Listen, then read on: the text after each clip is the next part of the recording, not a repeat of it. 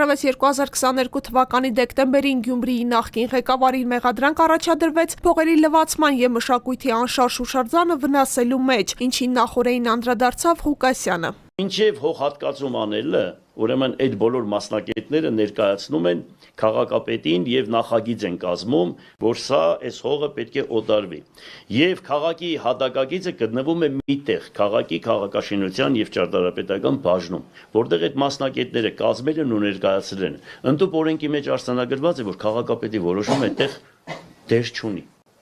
Հասկանալի է, քաղաքապետի որոշումը արդեն այդտեղ դեր չունի, եթե այդ բոլոր մասնակիցները ուրեմն ներկայացրել են նախագիծը կա, ստորագրել են, քաղաքապետը ուղղակի այդտեղ սովորական ինչ-որ մի բան, էլի։ Իրավապահները խնդիրներ են տեսնում նաև Ղուկասյանի գույքի օրինականության հարցում։ Գլխավոր դատախազությունն ապօրինի է համարում եւ հակակոռուպցիոն դատարանից պահանջում է Գյումրիի նախկին ղեկավարից եւ նրա հարազատներից բռնագանձել 17 անշարժ գույք, 1 ավտոմեքենա, մոտ 4.5 միլիոն դրամ որպես ապօրինի եկամտի մնացորդ, 218 միլիոն 335 հազար դրամ էլ որպես ապօրինի եկամուտ։